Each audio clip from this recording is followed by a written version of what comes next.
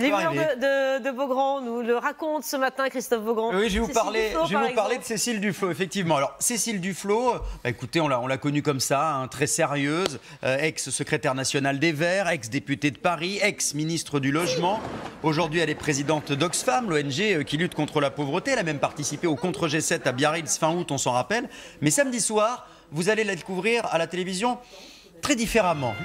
Voilà, oui, elle va participer à Fort Boyard sur France 2. Je ne vous cache pas que visiblement sur ces images, on s'en rend compte, ça semble avoir été une expérience assez difficile à vivre, une certaine souffrance. On dit que la politique c'est impitoyable, mais à côté d'une énigme du père Fouras, quand on est coincé dans une cabine téléphonique éjectable diabolique, je veux dire que les questions au gouvernement, c'est du pipi de chat. Regardez cet extrait que nous avons en exclusivité. Oui, mais là j'ai tellement peur. J'approche de la manette. 3, 2, 1, c'est parti.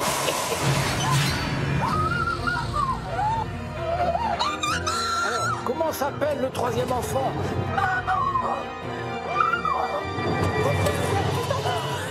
Voilà, on lui pose des questions en même temps, c'est difficile de se concentrer. Elle appelait sa maman au secours. On avoue, ça nous amuse quand même, mais...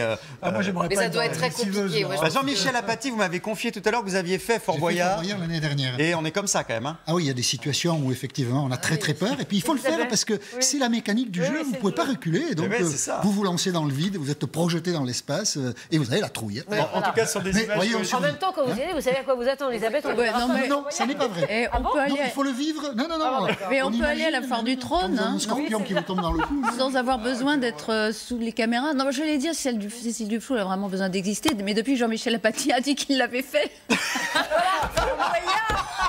Non, alors, il faut préciser, il y a une ambiance dans cette émission formidable. Pour le coup, l'équipe de production est formidable et c'est un souvenir personnel qui est très fort et je suis très content de l'avoir fait. En tout cas, je peux vous dire que... On fera, là, pour votre prochaine chronique, ce sera Jean-Michel Apathy. Sur le passage de Jean-Michel, voilà, effectivement. Non, mais c'est vrai que... Il y a des images aussi, j'imagine. Mais ça a fait l'effet d'une bombe sur les réseaux sociaux, ces images-là qui ont été très commentées.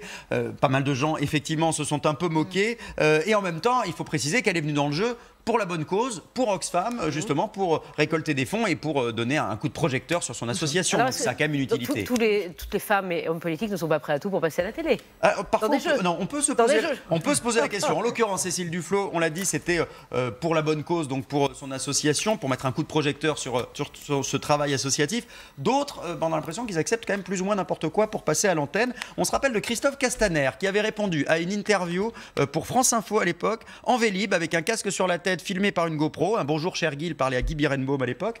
On se rappelle de Danielle Obono, la députée de la France Insoumise, qui s'était amusée à placer le mot bolos à l'Assemblée nationale. Écoutez, rappelez-vous, c'était l'année dernière.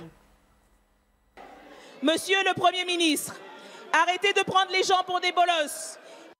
Voilà, alors ça, elle avait dit ça parce que c'était un pari qu'elle avait fait avec l'animateur de radio d'énergie, Coé. Voilà, c'est quand même assez surprenant.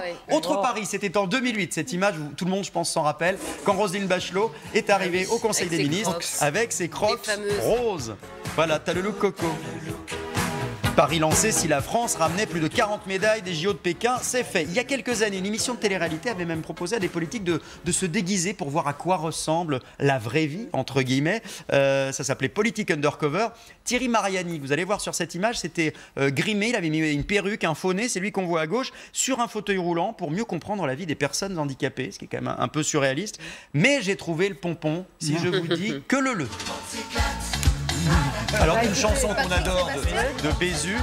Eh bien, savez-vous qui avait fait une queue leu dans Touche pas à mon poste chez Cyril Hanouna? Eh bien, voilà la réponse en image. C'était Jack Lang. Voilà. C'était en 2015. Voilà, une petite queue leu. Qu'est-ce que vous voulez, hein? Voilà, tout est possible. Vous voulez que je vous dise, quand on entend les politiques se lamenter sur le fait qu'on ne les prend pas, qu'on ne les prend plus au sérieux, finalement, si ça n'était pas parfois un tout petit peu de leur faute. Mesdames et messieurs, quand plus personne ne voudra voter pour vous, il ne faudra plus venir pleurer et appeler votre maman. Hein. C'est pas la peine d'appeler maman, c'est trop tard. Elle fait plus c'est vrai. Oui, mais c'est un débat quand même. Est-ce que les anciens politiques peuvent participer à des émissions comme ça, ou à Danser avec les stars aussi, comme aux États-Unis? Cécile Duflot, elle a vraiment tourné la page de la politique. Elle a l'air, oui, hein, je sais pas. À ce stade, aujourd'hui, oui. Oui, après, elle peut revenir. Oui, mais quand on est patronne d'une ONG qui organise un contre-sommet à Biarritz, on reste dans la politique, malgré tout. Fort Boyard, c'est pas tout à fait... Oui, mais parce que vous l'avez fait, Jean-Michel, vous l'avez aucune. D'accord. Ça, j'avoue que la queue leu n'a n'a rien rapporté à aucune association, je vous le confirme. Là, c'était pour s'amuser. Voilà.